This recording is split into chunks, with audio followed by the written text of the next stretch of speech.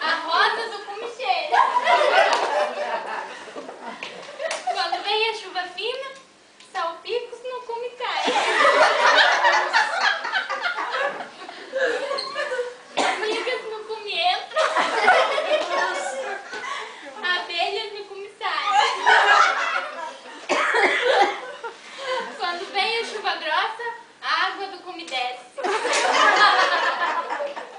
O barro do cume escorre. O mato do cume cresce.